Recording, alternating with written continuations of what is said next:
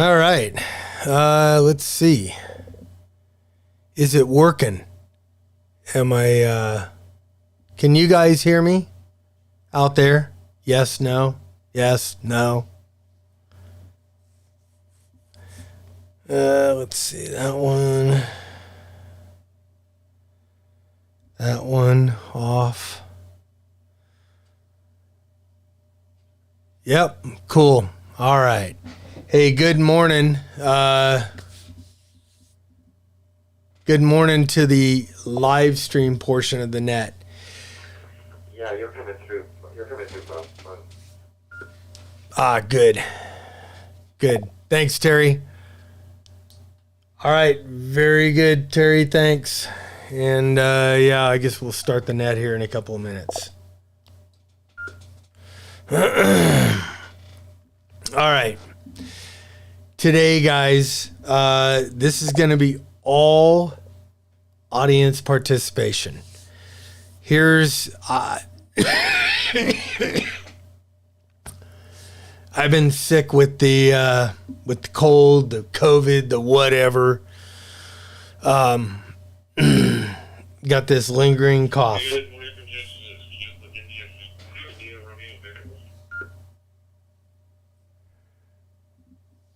And I don't want to talk. So all you guys are going to do the talking. Today, EMP. The EMP hits. What do you do immediately? What do you do? An hour, 2 hours, 8 hours, 1 day, 2, 3 days. That's what we're going to talk about. That's what I want you to tell me about. And I know I can't get, well, I guess I could put some of you on the live stream. I don't know how I'd get you piped in. We'd have to do that ahead of time, I think. But put your comments in the in the chat here, in the comment chat. I will try to get to as much of them. And I kind of want to get into specifics. What are you going to do? What are you not going to do?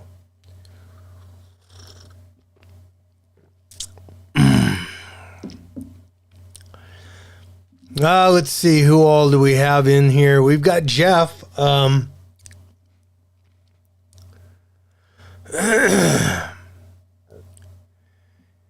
Jeff, let's see. Yep, your note is in there. Are you in Arizona today, or are you back east? Let's see. We've got Tim Roman, KB9UPY, in the house. Doug is in the house also. Doug is in the WiresX house.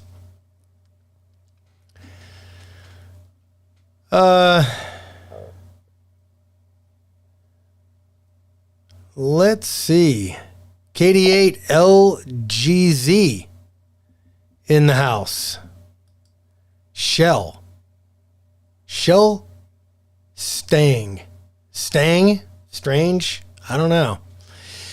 TDG911. Thank you. I thought it was a good topic. Mike, KI5SPA from Arkansas. Almost like DX from here.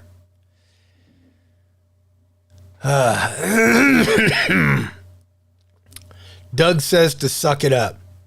I always do. Just started talking, it just started getting worse again. So, thanks, Doug. You're a friend and a boss.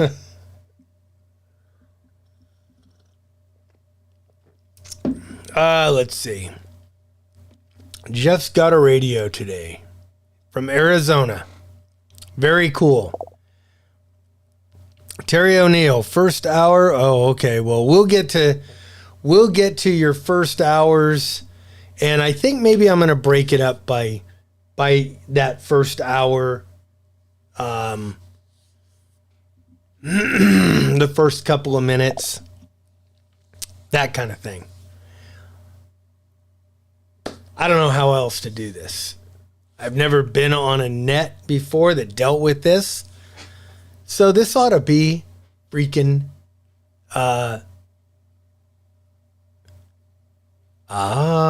Shell Stang, like the Mustang. Ah, very cool. Well, 2 minutes before I really officially start the net. This is kind of the unofficial start. And then if you want to hang around, damn, after the official end of the net, we kind of hang out here, and I could say it, we could bullshit here. Remember, for those of you that may be first timers here, maybe you came over from the Casual Preppers Facebook group or the Radio Preppers. You got to remember, when we're on the radio, I got to clean up my language. I got to,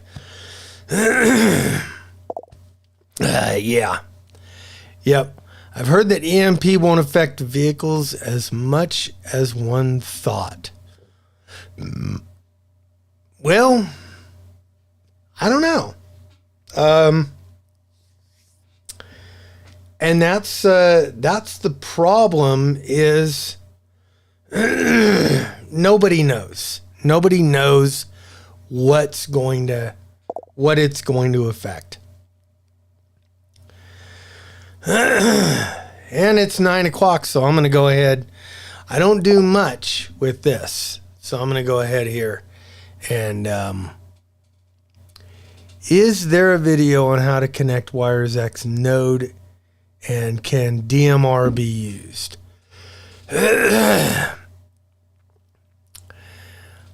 There's plenty of videos on how to connect the WiresX Node up to the Idaho command. And DMR can be used if you have something like an open spot where you could cross mode between DMR and Fusion. So with that, I'm going to grab the mic, and I will see you guys on the other side of this thing. Good morning. This is Bob, K6UDA. Hang on here. Trying to get to the right set of paperwork here. This is Bob, K6UDA, and this is the Southern Idaho Preparedness Net. Welcome to the Southern Idaho Preparedness Net. This net meets every Saturday morning at 0900 Mountain Time on the K6UDA repeater located here in Twin Falls, Idaho. This is a digital-only net accessible via WiresX Room 40448, the Idaho command. It's also accessible on YSF Reflector 56026, which is the YouTuber's YSF Reflector. It can also be heard locally here on the Hanson Butte 2-meter Fusion repeater 14517. And if you don't have any digital access in your local here, you can also monitor at least on 44200. And I believe you could probably get in through there. And I'm still getting over the sickness, so excuse me, guys. I'm gonna let it drop. The purpose of this net is the free exchange of information related to emergency preparedness, commonly known as prepping. We encourage deep dives into subjects related to food, water, shelter, personal protection, weapons, survival tactics, medical issues, communication, and techniques. I'm looking for subject matter experts to lead discussions on all these various subjects. If you have material you'd like to present or discuss, when you check in, please indicate that you have a subject. Although not primarily political, discussion of relative political, cultural, or religious events are welcome in the context of situational awareness and survival. In order to give everyone an opportunity to be heard, I'm going to do check-ins in the following order. We'll do local repeater check-ins if you're listening on a local repeater. Then WiresX check-ins if you're on a WiresX node getting in here. And then finally, YSF check-ins. And then I will read some of the live stream comments. You're encouraged to check in with your first name, call sign, location, and how you're getting into the net, i.e. a local repeater, WiresX, YSF. That being said, do we have any local check-ins?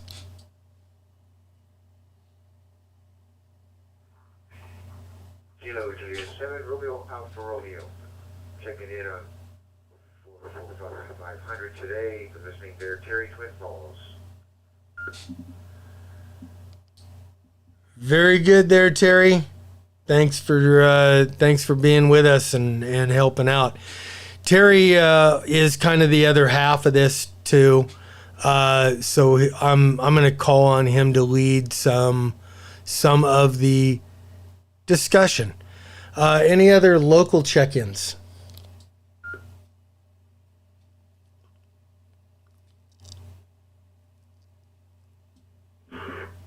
Good morning, Bob. This is Kelly, 7 Delta Echo Victor. On the Hampton UP. All right, Kelly. Good to have you here. Welcome to the first net of the year. You and Terry get the first check-in badges. Any other local check-ins?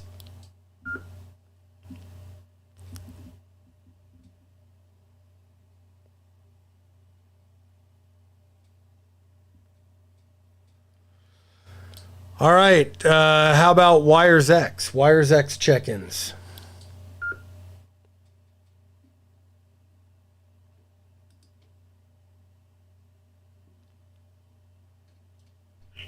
W6DUG, Doug, from the People's Republic of California, coming in through WiresX. All right. Good morning, Doug. Great to see you and welcome to 2024. Any other WiresX?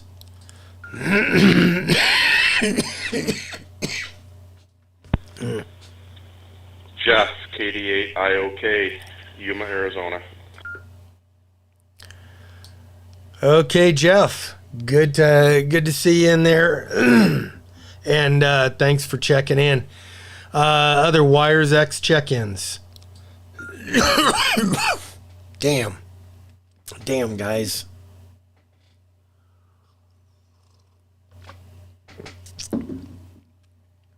All right, how about YSF? YSF check-ins.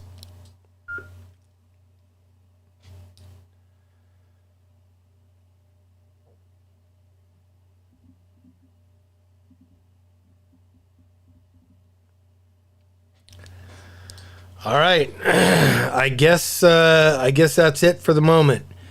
We'll get back to more check-ins. Do we have any unfinished business from prior weeks or the prior year? Any unfinished business or anything from the net that needs to be addressed?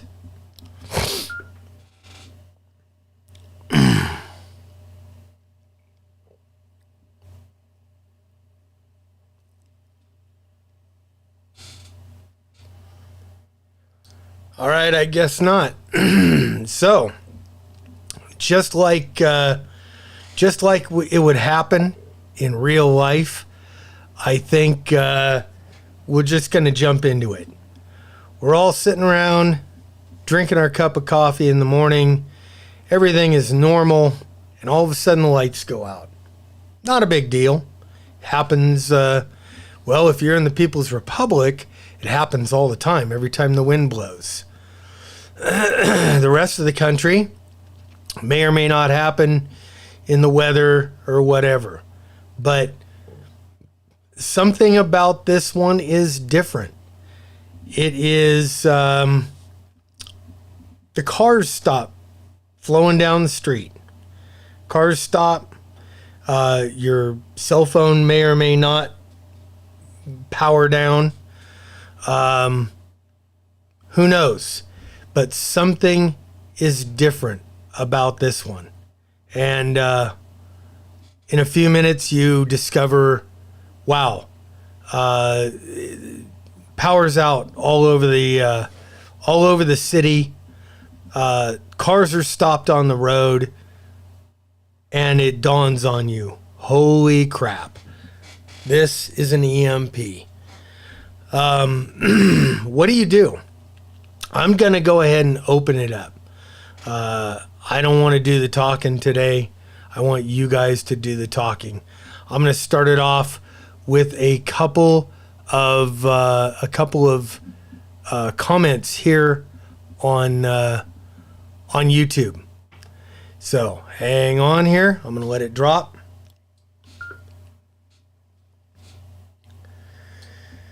From Terry O'Neill. The first hour, power up radios. Try to get intel from other areas. Make sure at the same time that the solar system and batteries are functioning as planned. That was hour number 1 from Terry. The duct tape pilot says, I've heard that EMP won't affect vehicles as much as we once thought. Hope it's true. So do I. Let's see. Sierra Slim, EMP versus a grid attack. Duct tape pilot, I think grid attack is much more likely than an EMP. It could be done without us knowing who did it.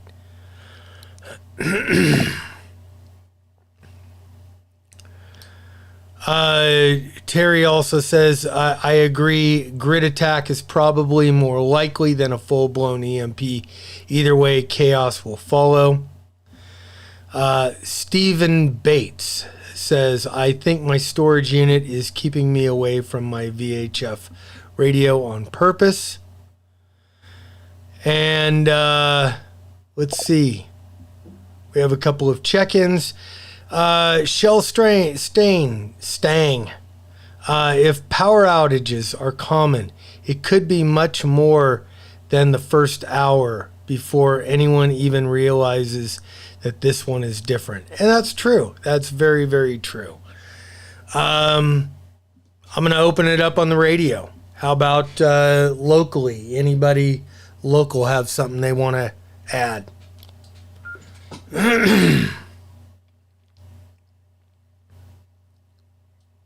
Yeah, Bob, this is KK7DEV. I'm thinking that first hour you're probably going to try and figure out what's left working. It's going to be hard to tell because we really don't know how all the electronics are going to be impacted. So trying to figure out what communications capabilities you have is going to be critical.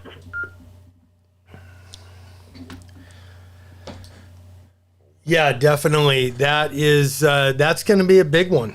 And to me, it's also going to be the fear of getting my stuff out, stuff that I've got stored away, say in Faraday bags or Faraday cages. When is it time to break that stuff out? Do you do this when an attack is maybe happening? And I'll open it to grid attack or EMP.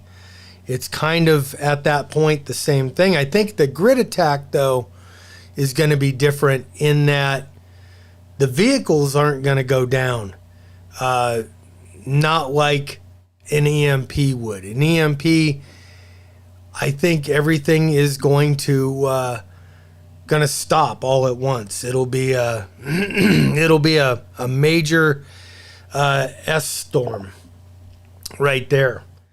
Anybody else locally?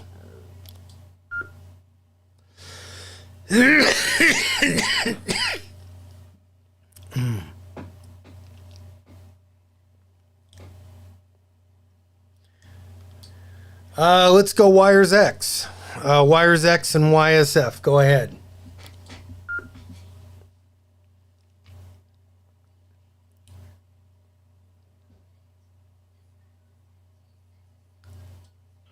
W6 DUG. Doug, go ahead and take it.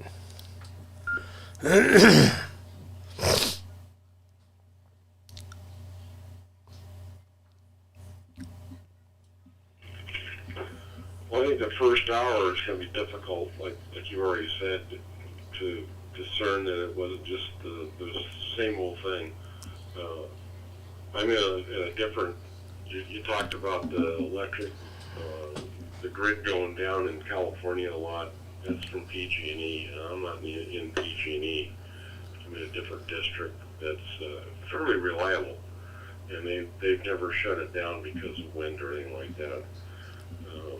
But I think the first things you're going to have to do in the first hour or so, or as soon as you discern that it's something more than just, a branch hitting a tree or something, or a car hitting a pole, is to assess what exactly you do know and what you have available to you. I think somebody's already said, gathering intelligence, finding out how big it is. Are the radio stations up? Are the TV stations up? Finding out as much as you can to start running around and yanking stuff out and loading your AR-15s up and locking your doors and stuff. I think you have to figure out what's really going on.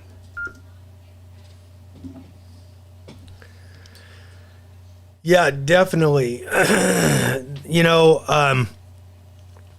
That's a good point, is turning on AM, FM radios in the cars or in the house. Find out what is working. That may be a good indication. If most or all of the radio stations are down, you've got something bigger. TV stations the same way. We have local TV here. I don't really have a good way to pick up on it. We're kind of cord cutters and we do everything on the Roku here. But if the TVs aren't working, if the radios in the cars aren't working, I think that might be an even bigger indication of something going wrong or a bigger problem. What else do people do in those first few golden hours? I'm just going to open it up. We've got plenty of room. YSF. Well, here, let me read a couple of the comments here. Stephen Bates says, I know some girls that might be down. We'll skip that one. If you're on the chat, you might be able to follow that one. Let's see. How do I tell the difference between military version of a GMC versus civilian? And why is it important to understand the difference in steering columns? Stephen, I don't understand the question. Of a GMC vehicle. And I think that might have something to do with the with the way it's wired up. Hang on here.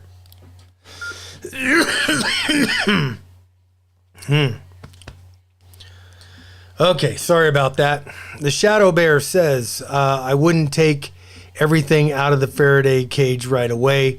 Could be a follow-up EMP days later, or to take out people's protected backups. That's a big fear of mine, is you get hit with an EMP, and then 5 hours later, 1 day later, you get hit with a second EMP to take out those things that are now coming out of hiding. You want to keep a couple of radios tucked away. Yep. If you've got the radios, you want to keep things tucked away. You also want to keep some other important electronic data tucked away. Let me open it up on the radio side. What do you do in the first? Let's say now we're at 1 to 6 hours after an event. What are the things that you're starting to do?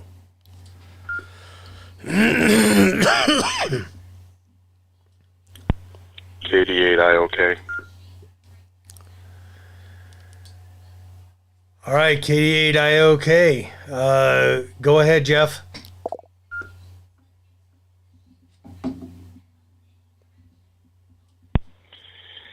Yeah, I think one of the biggest things everybody has to do, no matter what your skill level or planning level is don't panic. And that's common advice in any kind of event, whether it be a weather-related issue or something like this. Don't panic. We've all thought about something like this. Some of us have planned for it, some of us haven't. But the important thing is we all know that we can't panic in this situation. Obviously, checking what works and what doesn't. I'm a believer that anything in a Faraday cage should probably stay in a Faraday cage until it's absolutely needed. I think, and I'm talking like 2 to 3 days. If you can't survive 2 to 3 days, like a natural disaster, a tornado come through and wiped out the grid temporarily or whatever, I just think that because of that possibility of a second EMP, you just want to not touch things until you absolutely need them. Hoping that I'm self-sufficient enough to keep living a normal life with maybe a couple mods, possibly, changing the way that I handle my water or food consumption, exercising and a little bit of brief rationing, not knowing how severe it is yet. And then I don't know that I'd be breaking into the heavy-duty preps until I'm at least 72 hours to a week in and realizing, okay, this isn't getting better.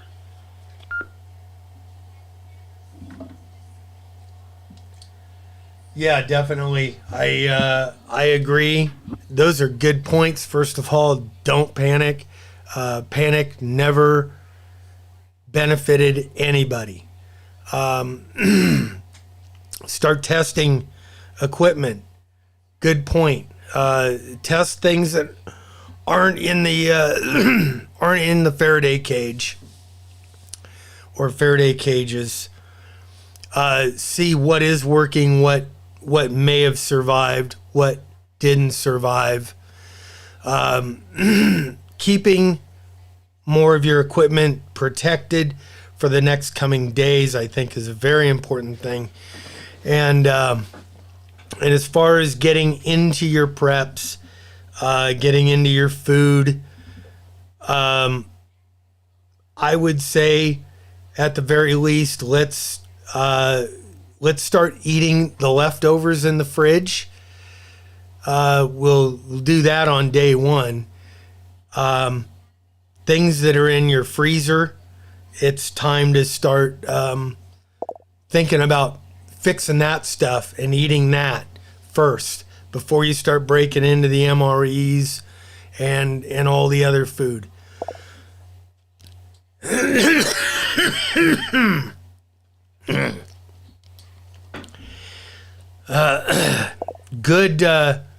good points, Jeff. Anybody else? Terry, KJ7 RAR. How about you? What are your first things?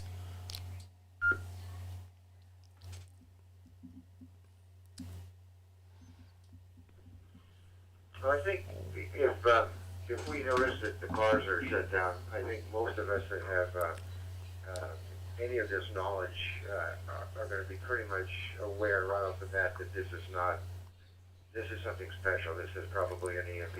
I think it's just going to be obvious to us, even though we don't have it guaranteed. I think the first thing I'd do if I was out is get home and safely. The second thing I would be doing is starting to harden my house up.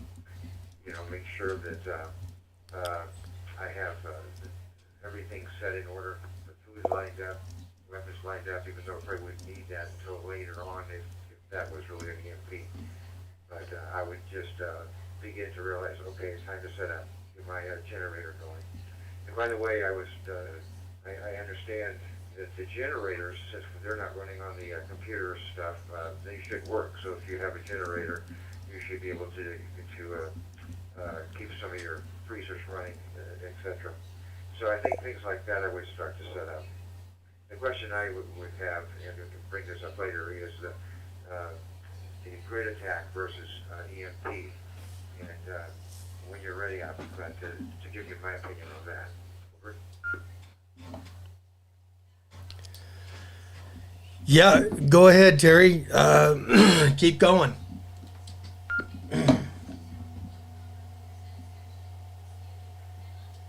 This KJ7IR. I think personally, you and I have talked about this before, and I tend to believe that I'm more expecting a grid attack than an EMP. We have submarines and missiles all over the world, and if we're attacked, those missiles are going to be flying to the countries that the EMP came from, and that will be the beginning of the end. I think, especially in America, since this is where we live, I think we're going to see, we've had hundreds of thousands, millions of people coming over the border. Tens of thousands, if not hundreds of thousands of them are terrorists that are planning and waiting. They're waiting for the whistle call to go, and they'll start. What I think they'll do is they will hit the big cities first with the grids, and then attack the cities and bring them to where we're all living in chaos and fear and worry of battle. Whether it's an outside job or whether it's an inside job, sad to say, I tend to believe, I'll break for a sec. Sad to say, with an inside attack from our government that wants to tear us down so that we can become part of the one world system. I think that's going to be something. They want to stop the elections. They want no more elections because they can't have somebody come in and mess up their Klaus Schwab set up one world system coming up. So I think I think I'm looking more for a grid attack, at least on the big cities: New York, Los Angeles, Phoenix, Houston, Seattle, and things like that. And folks of us like who live in Twin Falls probably won't get hit with the grid attack, at least at the start.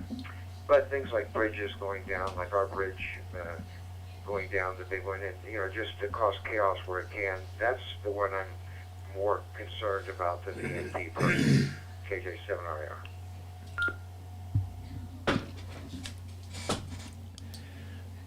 Yeah, good points. The grid attack. I think there's a high likelihood of that happening. I always kind of fall back to the EMP because that's always been my greatest prepping fear. Is something that can't be fixed in a month. No matter the resolve of the country of anything, it's it happens. It's done. A couple of good things that came out of the or good comments here. Shell Stang. says water rationing will unfortunately have to start pretty much immediately for drinking and used for toilet flushing, all that stuff. Yeah, if the grid goes down, if you're in a city, very, very quickly, I think your running water is going to run out. And so I would very quickly fill up the tub with water and prepare to start rationing that. If you have some water put away, that's going to be a very important thing a little bit later on. If you're on a well, that'll be the time to, immediately if your power's out and you're on a well, your water's going to go out. But at that point, things like simple pumps will keep you going as long as your well doesn't run dry. If you've got a generator, and a lot of us do out here in the country, you'll have the ability to fire up that generator, hook up your mains or hook up your power to it, and at least get your well pump running for an hour, 2 hours, and then you can start building up a supply of potable water in there. Let's see, Pamela Crabtree says communication wires under the ocean. Oceanic Journal just had an article about hacking and sabotage possibilities. Wow. Anybody else? Anybody else on the radio side want to chime in?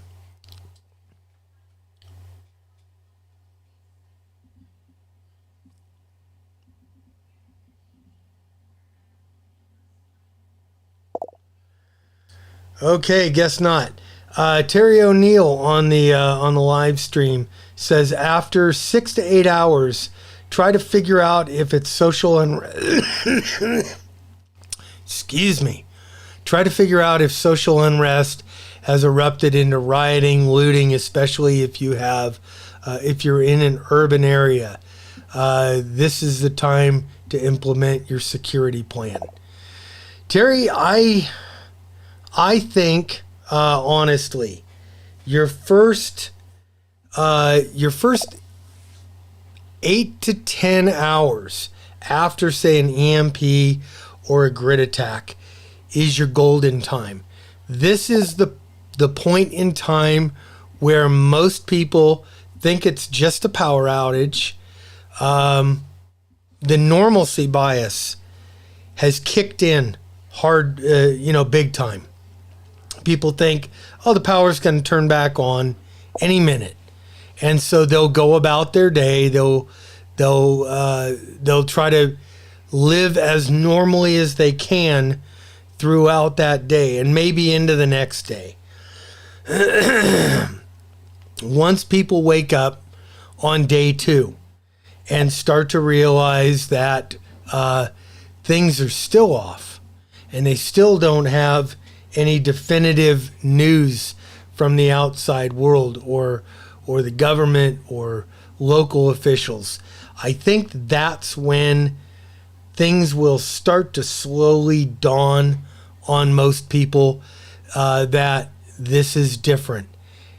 But in those first few hours, to me, that is the perfect opportunity if you're close to some sort of a little local market to beat feet over to that little local market in the first few hours with your cash and stock up on a few things that maybe you just don't have. After day 1 is done, I think that ship is going to sail very quickly. You'll start to have people on day 2 will start to take things. There will be some small scale looting. There will be some crime starts to happen. I think after day 2, into day 3, into day 4, I think that's the time you really need to be at home or at your bug out location, and you really need to start thinking strategically. Let me go ahead and open it up again.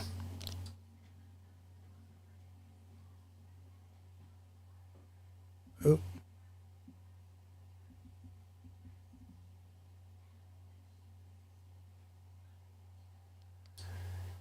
Any comments from anybody?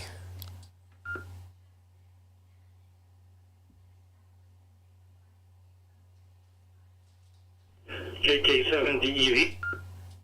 There, Bob, for the last probably 30 seconds, 45 seconds.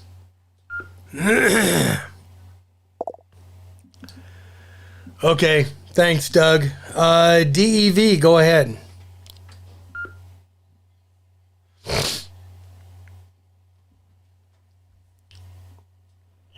Yeah, Bob, bringing up what you're talking about rec. If we have computer or communities out there, make sure that the communities that you work with and those that might be in your local groups understand what's going on, so that they're not squandering precious resources. KK7DEV.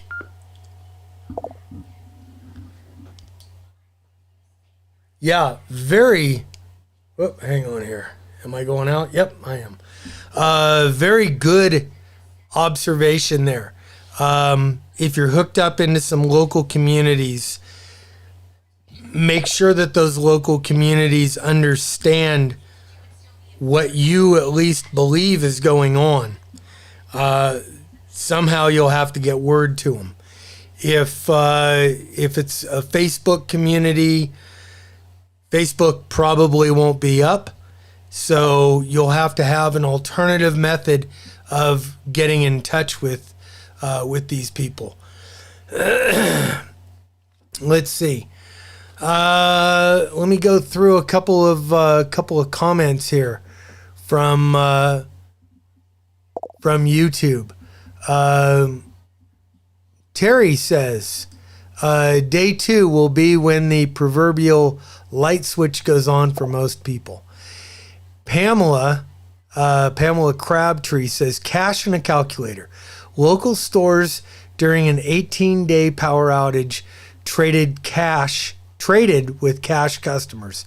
That was the blizzard of 1996.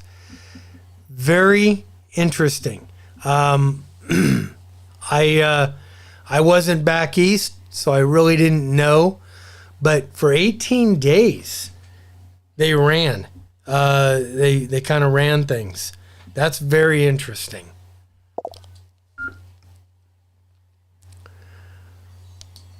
The negotiator says, when you park your car, ground it.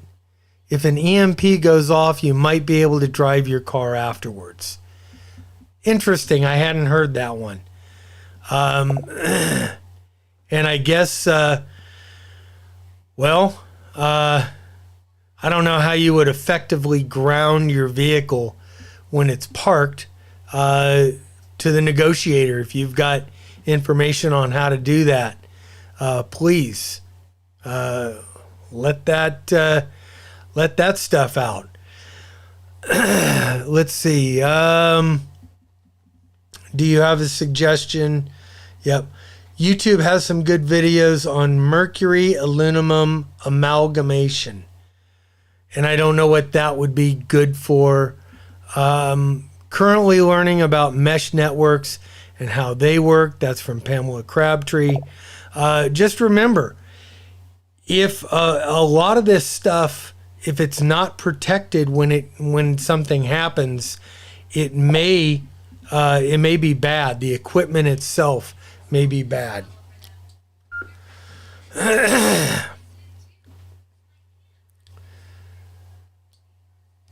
Let's see. Douglas. Douglas says we have multiple wells. The problem is they're on separate service lines, and the bunkhouse isn't on the bunkhouse service.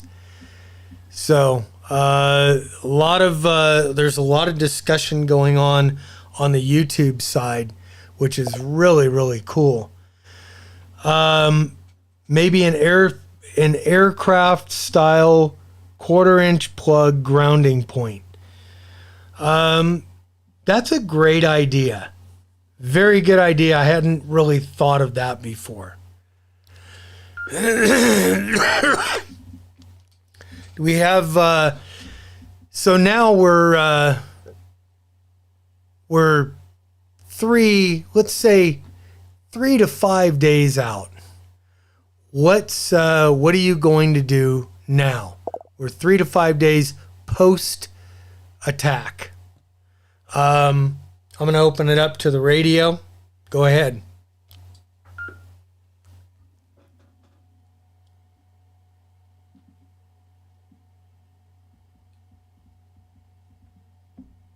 Well, let me just call on a few people here. How about Doug? W6DUG. Doug in Galt, California.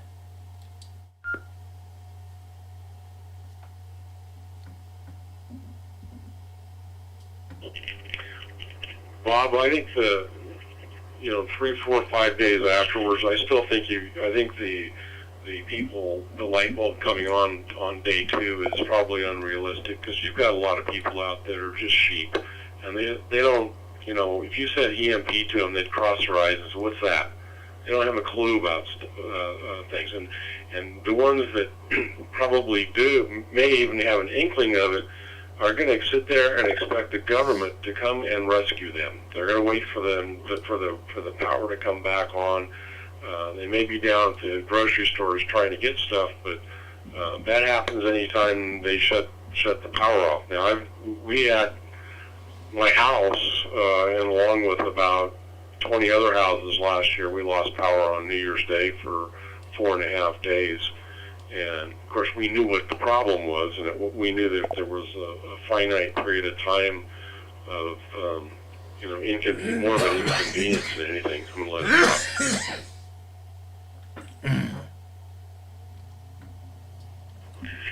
However, I just don't think that. I think the panic is going to set in now. If there's some way that people find out if the radio stations are still up and people, the word gets out, then I can see it. You're going to have some mass panicking, because they're going to look at their cupboards and they haven't prepared for anything, and I think that's when it's going to hit the fan. And I think you just basically have focus on getting your act together and putting your plan into play. W6DUG. Yeah, very good observation, Doug. I tend to think, though, that if there's any radio stations that are still on the air, commercial radio stations, the last thing that they will ever say is EMP or grid attack. They will spew the party line to the bitter end. They will be the guys that are saying, "Oh no, this is a minor thing. Everybody stay calm," which in and of itself is a good thing. Stay calm, don't panic, don't go out and loot. But you'll never hear from them, "Hey kids, it's time to think EMP. It's time to think survival now for the long term." They'll never say it, and who knows how long they'll be on the air. When once the grid power is down, they're on generator power. They may have enough generator power to get them through 2 or 3 days, but I think after that, their generators going down. They're going to they'll run out of diesel to keep it going. I'm going to let it drop.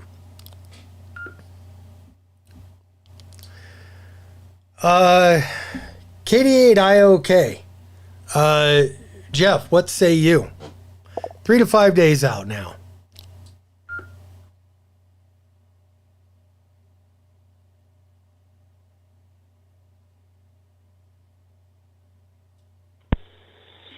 Kitty, okay. I think at 3 to 5 days, I'm probably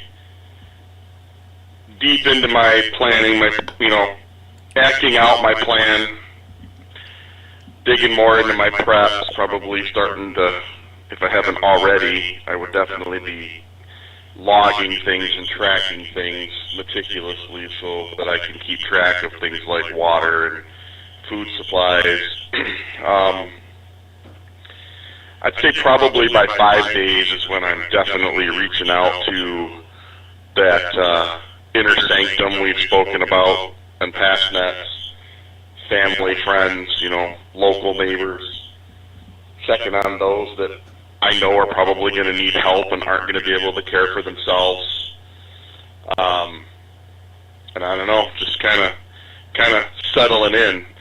I've read those books, 1 Second After and the whole 5-book series multiple times, and I kind of just, I don't know, even though it's fiction, I kind of feel like living your life like those books read is probably a good setup to mold your life after, and just kind of remember how the book reads and prep and plan that kind of way with supplies and trying to form that community, because if we're 5 days in, then at that point we obviously know we're probably going to be in it for a long haul, and we got to have strength in numbers.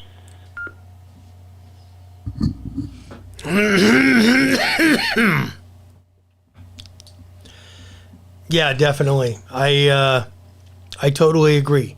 One thing I haven't heard anybody say at this point is talking about getting out maybe a stored away HF radio and starting to listen for other nets in other cities, in other states maybe, to find out how widespread this may or may not be. What happens in one city or one area, we tend to think that this is the way it is everywhere, but excuse me, I remember in those first initial PG&E power outages when I was out in California. The first one lasted for 4 days, and it kind of felt like the entire world was affected.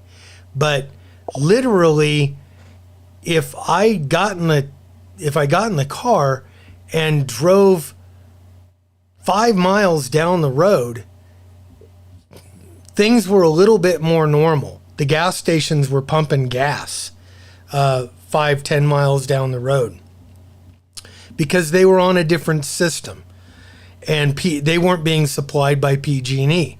Everything in my area, the PG&E side, it was dead. It was completely dead. And we learned very quickly in my old ham radio group that that the batteries that we had set up for emergencies were good for about 8 hours. After 8 hours of people jumping on the radio and everybody doing radio checks, those batteries gave up the ghost and the repeater went down. Now it was a matter of getting other people to bring more batteries up to the repeater site, plugging in more batteries, and it brought it back up. But in this case, I don't think that would happen. So gathering intel, starting to listen, I think is going to be a huge thing. You want to get a pulse for the area that you're in. I'm going to let it drop.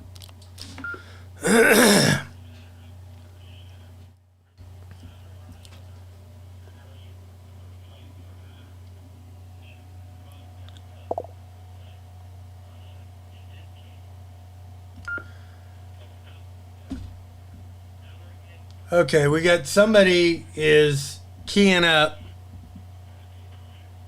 N5RIV is keyed up here, but I'm not getting anything, not getting any audio.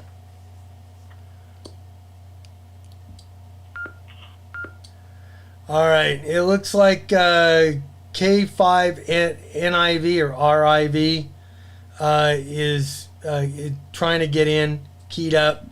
I'm going to go ahead and you've got the mic.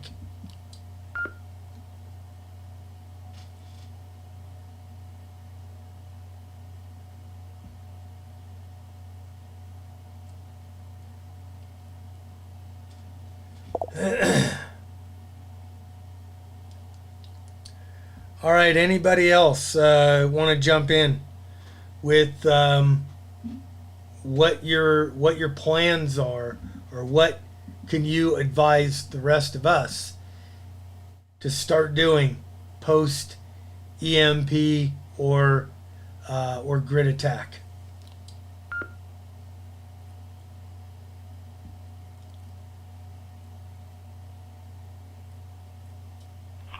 KJ7.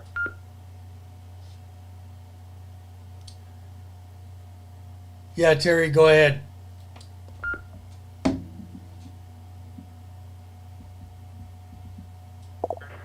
I think in order for a EMP to affect the whole country, they're going to have at least two of them, because one, even over the center, is not going to necessarily connect on both ends, according to what I've been studying. So there'd have to be a couple. And if it was done purposely to take down the country, we know that it's going to take down the country, and there'll be hundreds of thousands, millions, maybe even hundreds of millions of people dying over the next years. I think for the first portion for us that are aware that EMP can happen, we're going to get things prepared the best we can, save water in our tubs and things like that for toilets and just drinking all that. But the long term, the radio stations probably won't be broadcasting. Even if they were, most people will not have an AM radio that can run off of a battery or a solar type, or one that they can charge up to even hear something, if there's even anything to hear.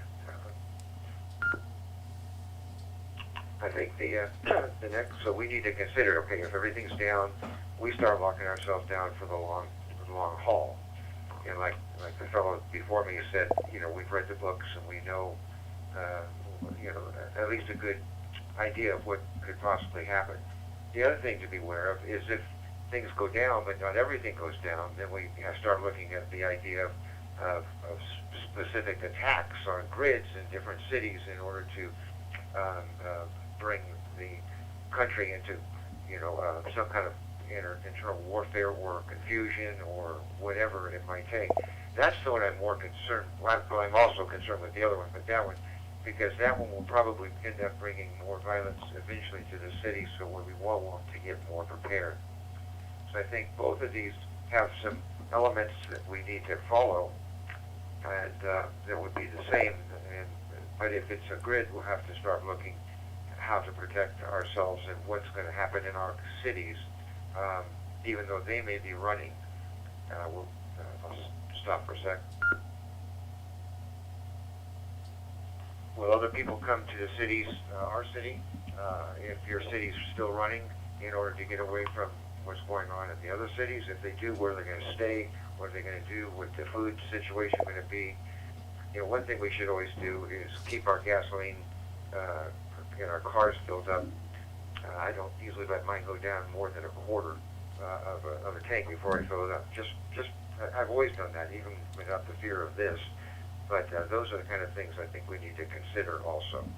Okay, Jason, 7RAR.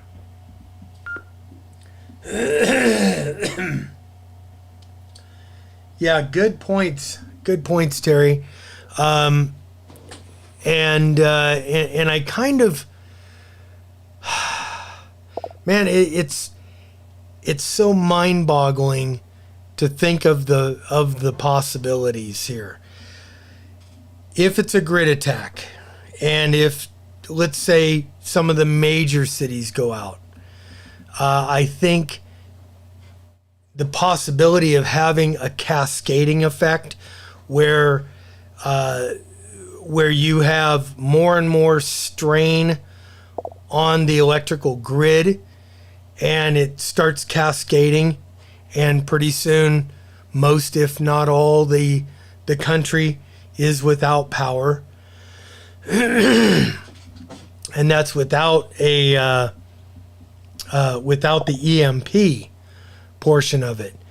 A lot of great comments coming in on the live stream here. Just almost too many to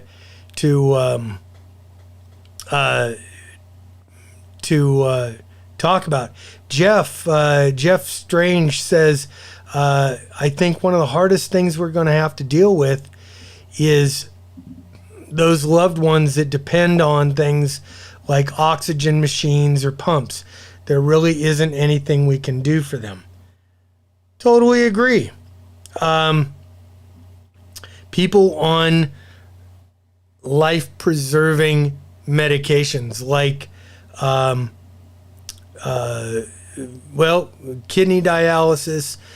A big one would be insulin for diabetics, for type 2?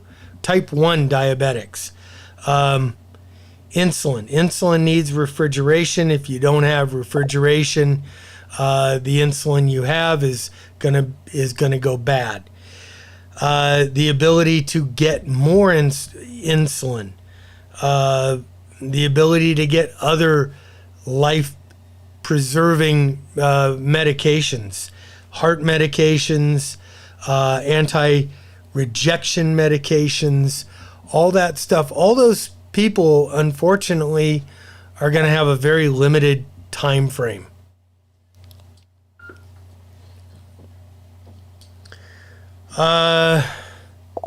Let's see. Does anybody have any suggestions on preserving medications without electricity?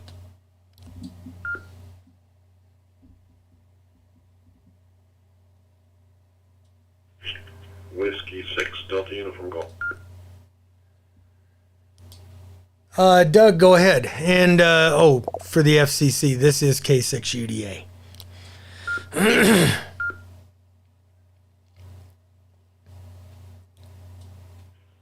Sorry, reverted back to my HF system here.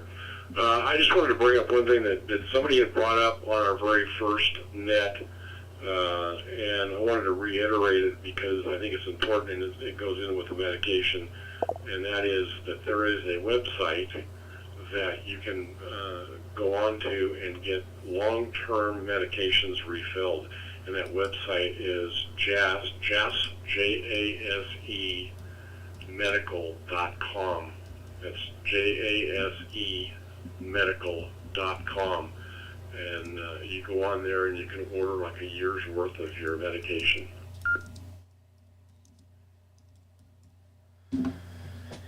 Beautiful. I was just typing that down. Thank you. Thanks, Doug. Anybody else have anything?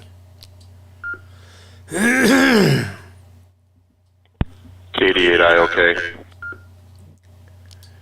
Jeff, go ahead.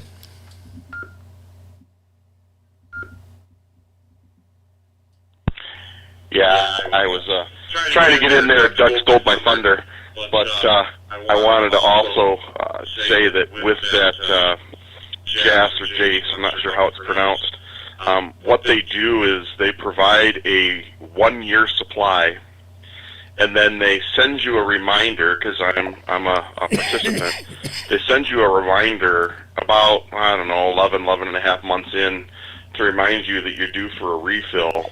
And once you get into their program, you can refill every year. So you should always be able to have a 1-year supply of medication. And I'm not sure about everybody's meds, what the costs are for different meds, but for me specifically, it's about $280 to $300 a year. and that's for a whole year supply of, I believe it's 5 or 6 meds that they send me.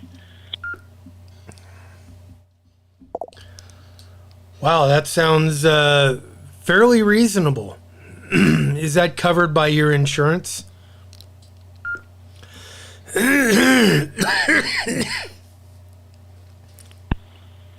Negative. They do not bill insurance, so it is out of pocket. I, however, look at it as a cheap insurance policy that I don't mind spending. $300 over a year's time is probably about what my insurance co-pays are on my normal prescriptions. So I try to intermix them with my normal meds, and that way they always stay somewhat fresh. That's kind of the goal and plan.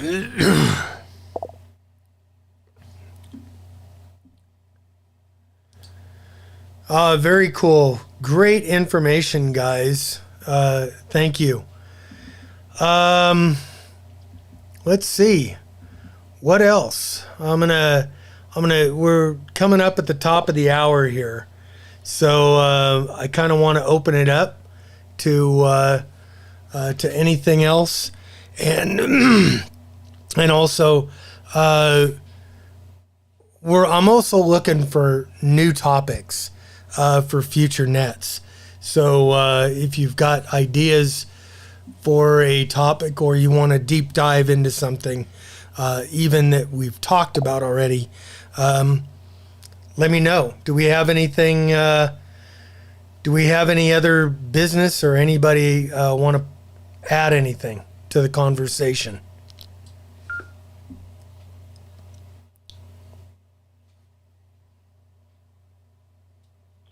KJ7 RER. Bob, we might have somebody to type in the website on the on your YouTube so that others can find out where to go to. Very good idea. Let me, maybe Doug. I saw Doug in the chat also. If you could put that website into the chat, that'd be great.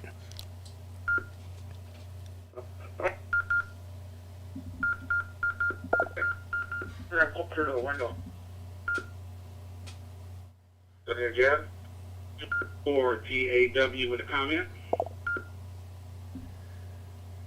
Yeah, WA4TAW. Go ahead.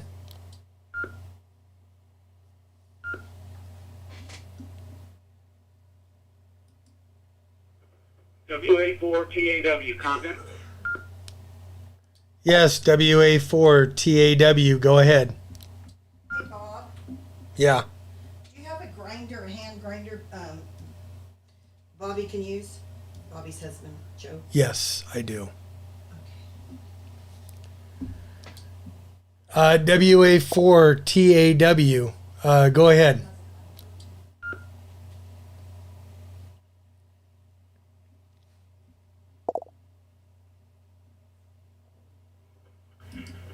Yeah, this is WA4TAW. I kind of tuned in late, so I don't know if it's been covered in your conversation or not, but something to consider in a catastrophe type event. Attack or whatever, communications obviously are going to be down, is to have a meeting place for your family. It could happen while you're at work, kids at school, so forth, and for whatever reason, if you cannot get back to your home, have a designated meeting place, side of your home, a church parking lot, a cemetery, any, so that your family can every in case communication. Wow.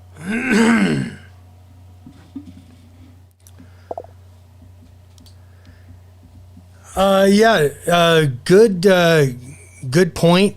Having that family meetup place in case of an emergency. Very good point.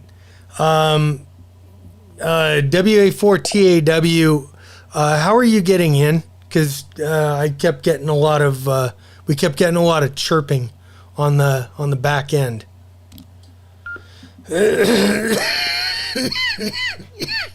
Damn, guys.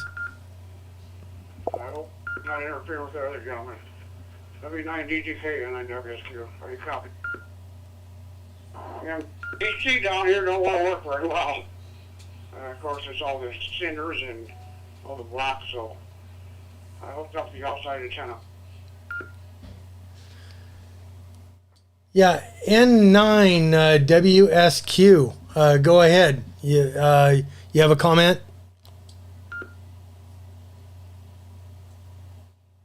I did too, but I didn't hear what he was talking to. I asked, I hope I'm not interfering with him. So anyway, when this is gone, he had to go, so he hasn't got it quite figured out yet, but he's working on it. Okay, well, hopefully go get it fixed. All right, let me let you go, George. I'll get that W9 DGK. All right, Dave, you have a good weekend. And I WSQ. Wow.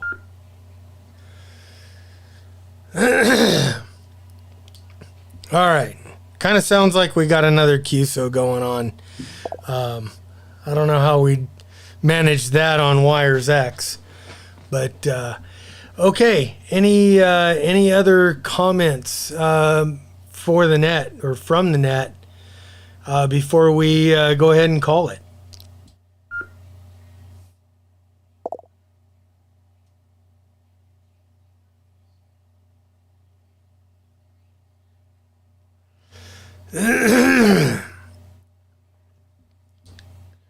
All right, with that, I'm going to go ahead and call the net. We'll call it the first net of the year. Thank you for being here on the radio. I'm going to keep the live stream up and running here at least for a few minutes. So if you're on the live stream and you want to stay. Let's see. As far as the radio side, we'll meet again next week, next Saturday, 0900 hours, Mountain Time. We'll have another prepper topic, and I thank you all for jumping in and being part of the net, even though my voice isn't saying thank you. This is Bob, K6UDA, and I'm officially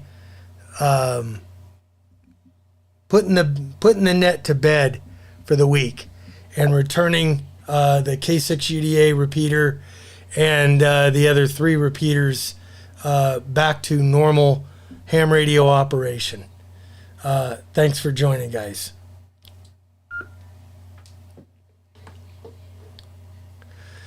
Okay, and so it's just us now here at the Southern Idaho Command. We could say what we want, how we want. Ooh.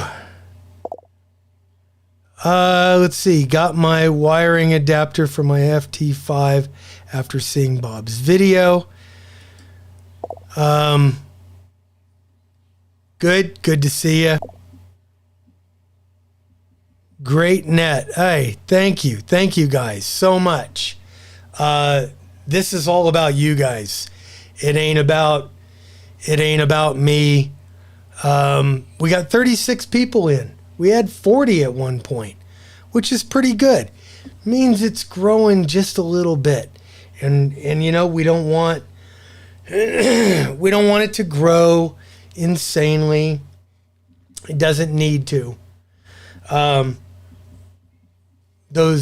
90% attrition rate in the first year, we got to keep those numbers. Let's see. K2 was also called bath salts. So colloidal silver. Somebody had mentioned colloidal silver. I'm assuming that is for a radiation thing. And forgive me, I had read about it years ago, and I haven't really thought about it, read about it or anything. Make sure you get what you want and need soon. What's happening with shipping? Monkey Works. Health and prosperity to you and your family. And I missed the first part of that conversation, so don't know what to say. We're down to 3 nodes in the on the WiresX side, getting back down to normal. Normally, there's 2 nodes on the WiresX side. But you guys are always invited to join during the week on WiresX. You could jump in there and we can always have a conversation. If I'm around, I'll throw my call out. Stephen Bates, are you sure about that? I thought K2 was synthetic pot. What's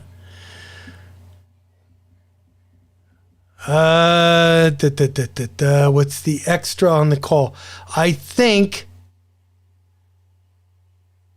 I'm just going to slow to log my node off.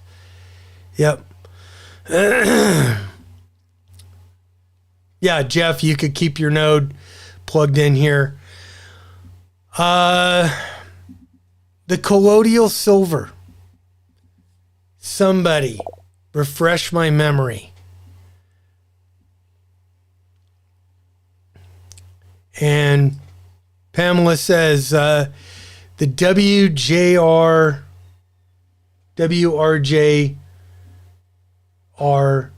757 GMRS. So Pamela's got a GMRS call sign and a ham radio call sign. I honestly, I don't know if it's worth it to get the GMRS call sign. It's kind of an interesting topic on its own. There's no test for it. Pay money, get a call sign. Okay. Look up. It turns you blue and causes liver problems. Is that colloidal silver, Jeff, that causes the liver problems? I don't know.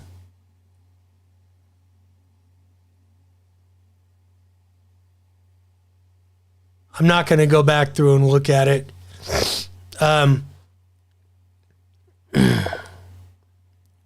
Wow. Sorry about the sickness, guys.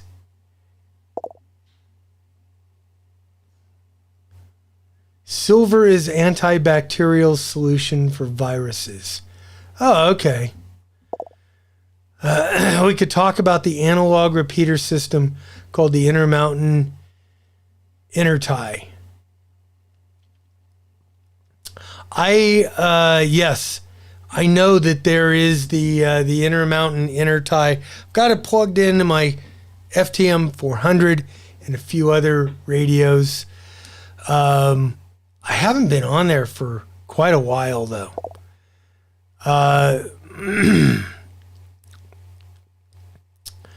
Let's see, came out when a lot of the designer pills were popular. Be more apt to get a GMRS license. Shadow Bear, I'd be more apt to get a GMRS if I had immediate family members that didn't want to get an amateur license. And somebody was just on.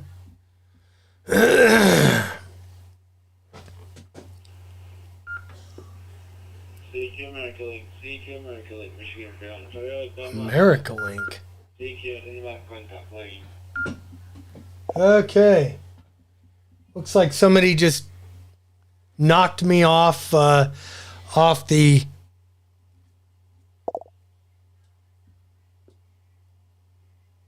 K6ZAP monitoring America Link. How did I get on America Link?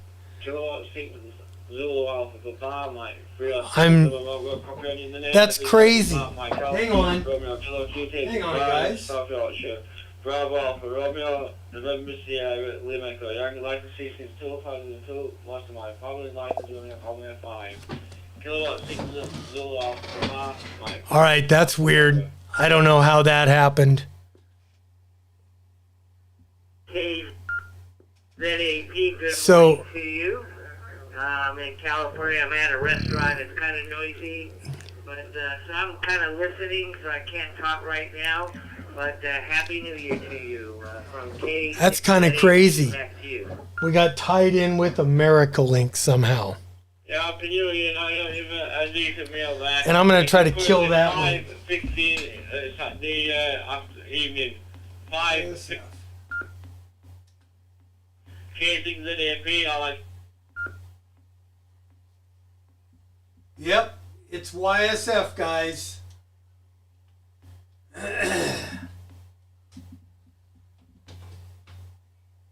So somebody intertied YSF, the YouTuber's YSF reflector, in with America Link. And I don't know how that happened. That kind of sucks. Oh well. I'll have to figure something out something about that. What I really need to do is I need to build a Idaho Command YSF reflector and get that done.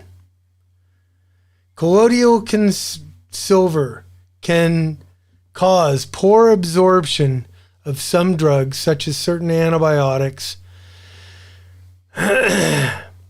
and thyroid deficiency. Also, some evidence it can cause kidney, liver problems. Silver has always been known as an antimicrobial. I doped my Vaseline with silver. Good for dog foot repair too. We have silver salve for wounds. Comes in handy if I need it. Interesting.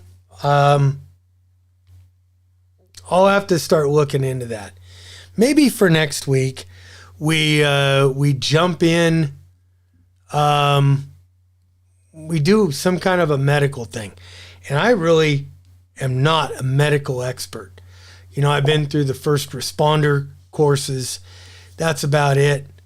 I know how to stop big bleeds. Well, pressure or a tourniquet.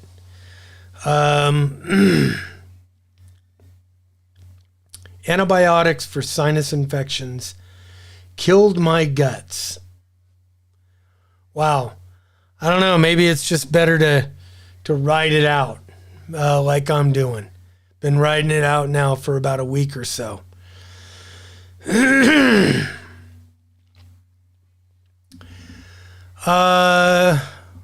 29 people still in the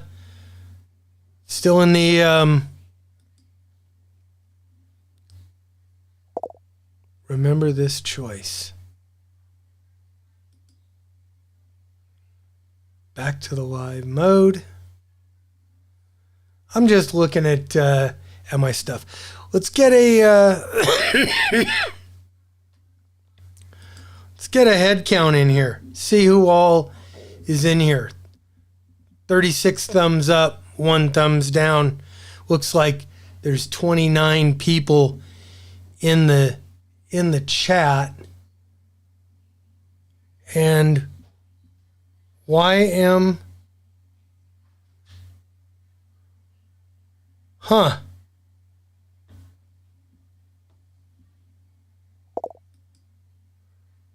Why is that happening?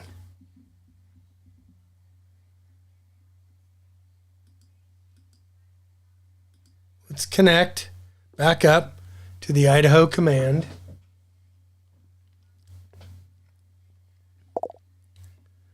Woo! Pamela's still in there.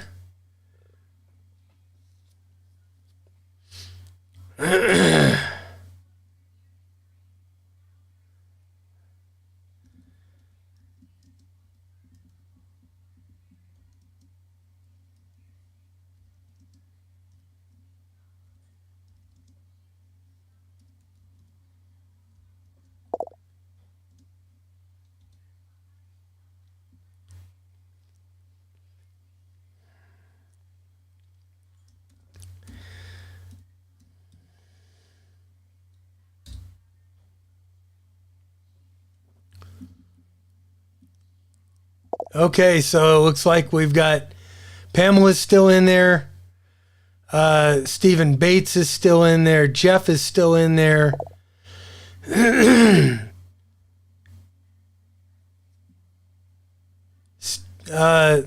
Shell Stang is still in there. KJ7 LTV still in there. Brad. K7YAZ still in there. Nice. Looks like we still got a good crew going here on the live stream. Live stream's now been going for an hour and a half. Pretty bitchin'.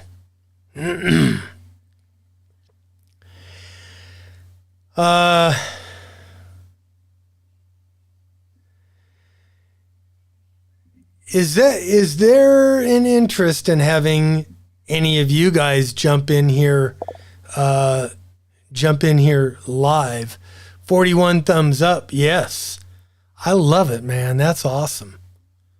That is awesome. Go back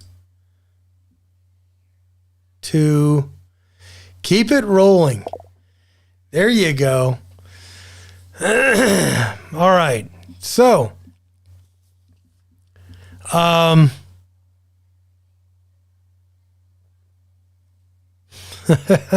like Rose on the Titanic door, I won't let you go. The Intermountain Intertie is an analog system. Yeah. You know, the only problem with the Intermountain Intertie is you got to have a decent antenna system to get into it. I've tried to get in from my with the FT5 on a rubber ducky. That doesn't work so much. Let me see if the Intertie, if I can find the... Yeah, there's Twin Falls, Elko link. This up here, and I can't show it to you, but here it's the 145-270 analog. That is the Idaho-Utah Intertie. Let me go ahead and just, I'll put my call out on that. K6UDA.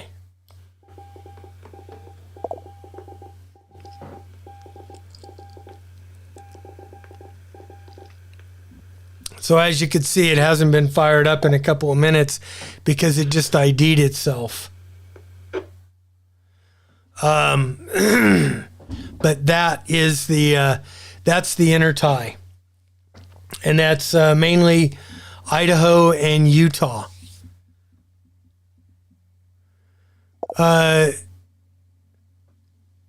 Jeff says he does his best to participate both on the net and here. Thank you, Jeff. That's exactly what we need is some people who will be able to do both, contribute to both, and I thank you so much for doing that. Pamela's a big contributor. I wish, Pamela, that you would be able to jump on the radio side too. Paper maps. Yep. Know where the creeks and rivers are in your area.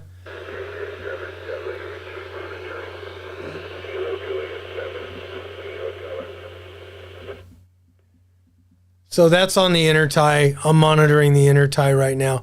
As you could see, it's not, I don't get the greatest reception of the intertie. Bob, KM6LYW, shared some love for you on this one. And Pamela, maps are an absolute must. Yep. I agree. Because if the GPS systems go down, those of us who use GPS for most of our stuff, we're going to be shit out of luck. So having some good maps of the area, maps of areas that you think you may be going to, if you need that. I can connect to the intertie with my cheap Chinese HT. Well, good. And that's a great thing from Twin. Okay, that's awesome. I may be in just a crappy area where I can't hit it with my HT. I could probably hear it. Trucker maps are the best. They show back roads. Very good idea.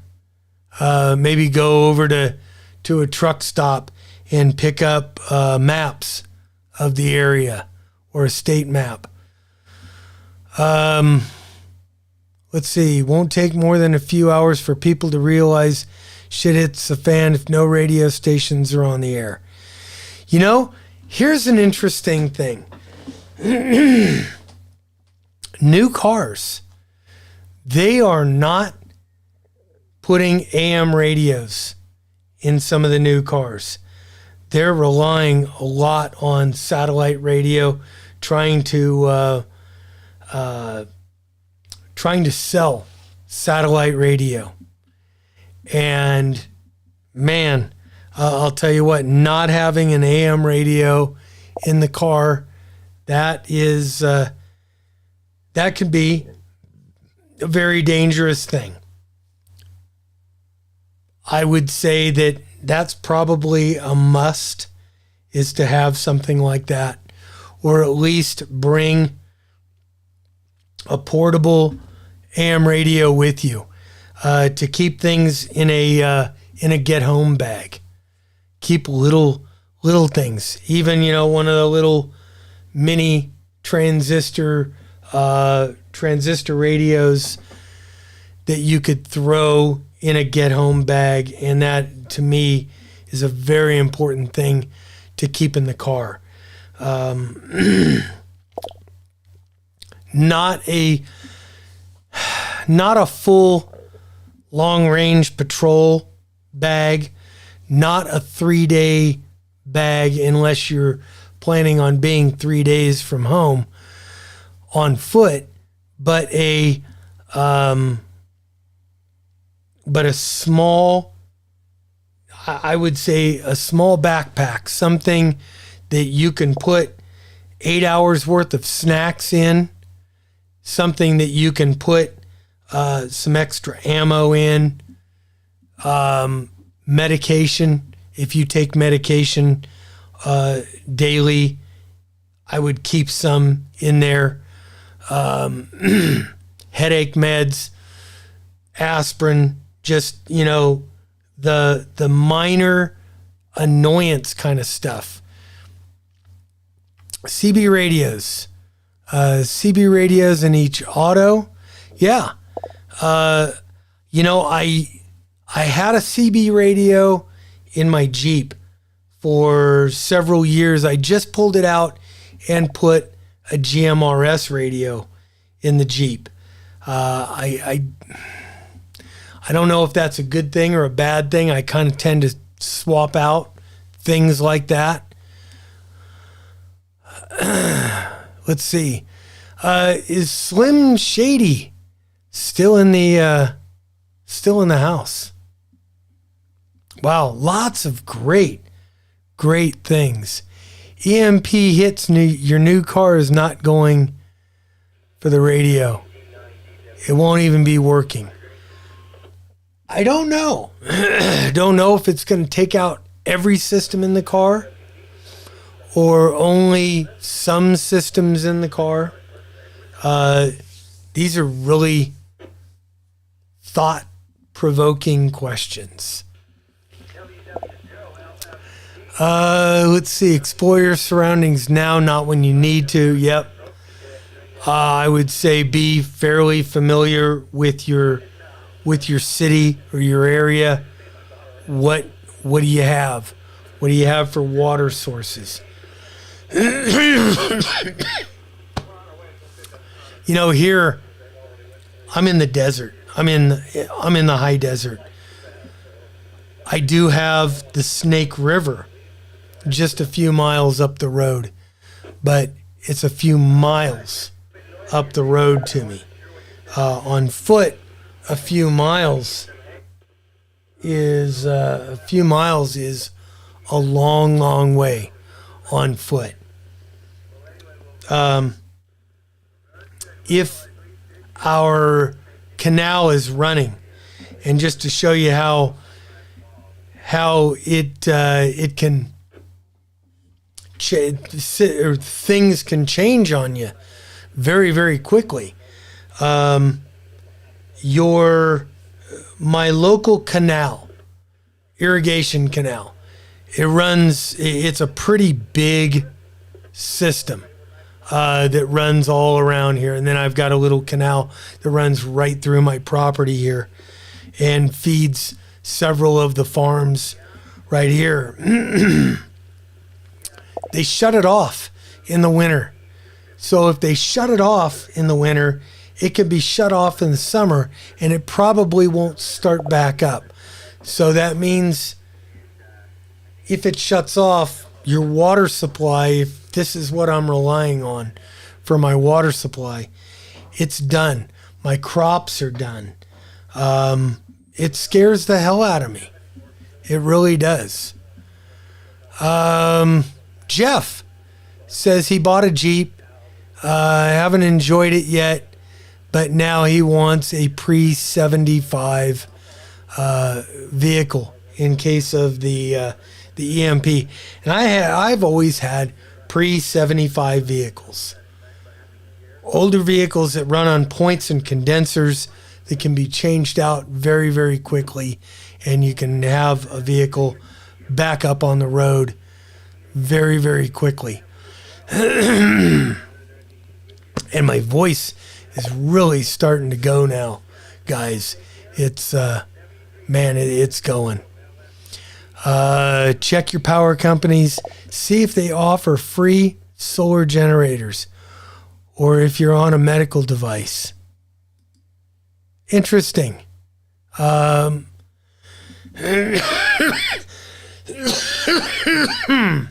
man. Use a bicycle and a baby carrier to trailer haul stuff. Good suggestion. I gotta get a bicycle back up and running. Backup HTs with USB-C, chargeable lithium ion in a Faraday cage. Yeah. I have several different radios. I think I need to throw a bunch of them in a Faraday cage. I've got several in my in the shop out in Studio B, and I got them, plugged in. Basically, they're off, but batteries are on chargers. That's a big thing, is take them off and the batteries can go bad fairly quickly. Great reason to buy your wife that 68 Camaro. Oh, bless your heart. Very, very cool. The irrigation canal gravity fed or pump fed? Well, pump fed onto my property, but it does run on gravity as long as that water is running.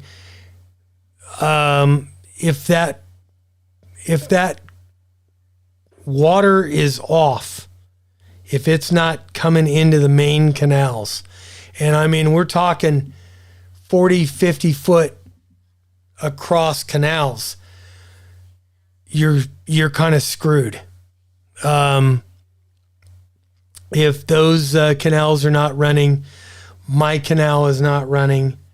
If my canal is not running, I don't have water other than what's coming out of the ground on my well.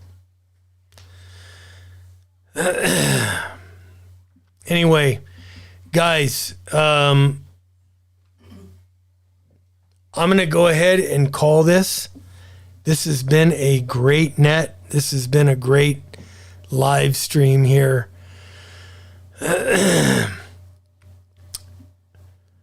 Leave a comment or send me an email. Give me some ideas for future nets. Looking to do something. I think next week we're gonna